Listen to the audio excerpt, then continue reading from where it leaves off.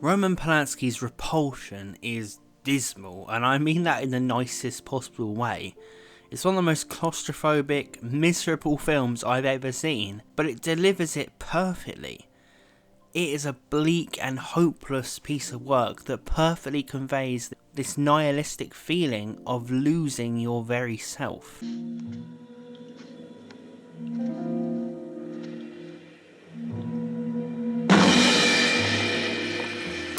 The film tells the story of Carol, played by Catherine Deneuve, who is a disturbed young woman who is left alone in the apartment she shares with her sister and just slowly but surely falls apart mentally and experiences nightmarish things and hallucinations, and you're never quite sure what's going on.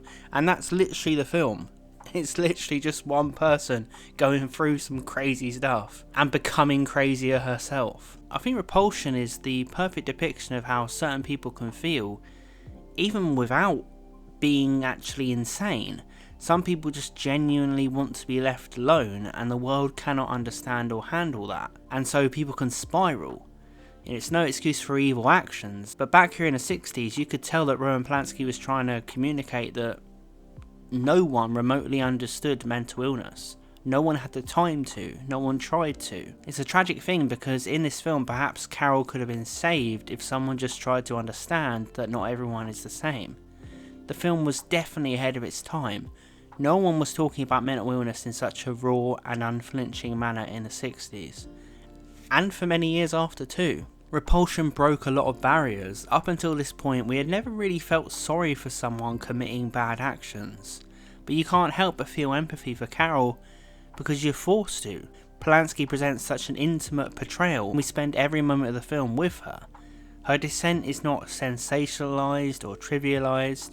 It's taken extremely serious and is clearly trying to wake us up to the horrible realities that people with mental illness face and the dangers of it not being treated. The cinematography in Repulsion was surely some of the most innovative and unsettling people had ever seen at the time. And even to this day it really holds up.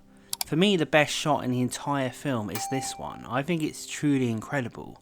And it comes completely out of nowhere. Just when the film is starting to feel a bit, dare I say it, boring or slow moving, and you have been lulled into a false sense of security, this mental moment happens.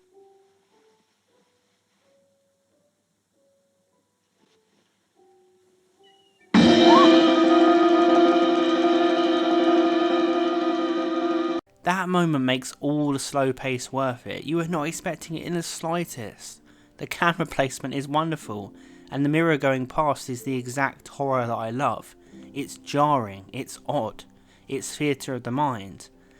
And is it just me, or does that figure look very much like Michael Myers? Was John Carpenter a fan of Repulsion? Because I can't help thinking that that silent figure who lurked in the shadows in Halloween was influenced by this one terrifying moment back in 1965. The film is full of moments like that just catch you off guard. The use of long takes, close-ups, distorted camera angles creates a sense of unease that just gets under your skin, further and further scene by scene. You really are right there with Carol, held captive in her warped reality. Perhaps the most creative part of the film for me is that Carol keeps seeing creaks and cracks everywhere to represent her very reality coming apart around her.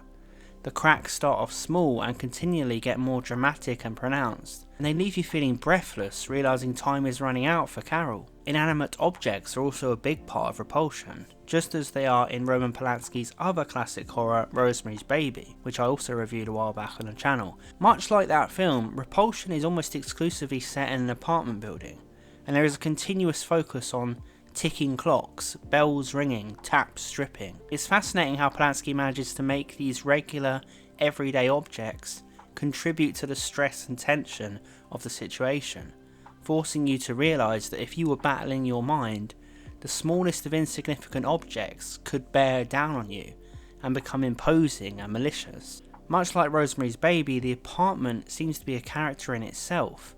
A home should be a place of comfort and security, but in Repulsion, the most normal of apartments literally feels like it's going to swallow Carol.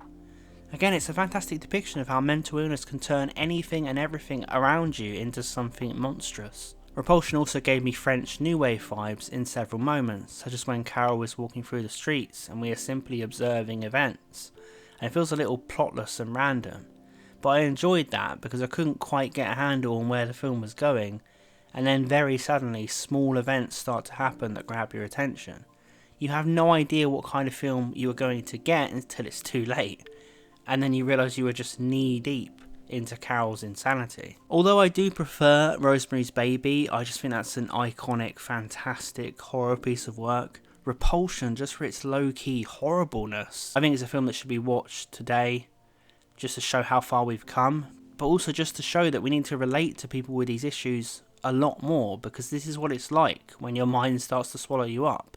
It ends with this really haunting shot of Carol, and you just feel like a life's been wasted, and it's just so sad. It is a really great example of minimalist filmmaking, and it will remind filmmakers today that they can make something and have it mean something with not a lot of stuff to it, just one location and minimal aesthetics and objects. Have you guys seen Repulsion? Let me know what you think in the comments below. Please consider subscribing to my channel for more analysis and retrospectives on cult and classic films, and I will see you guys in the next video.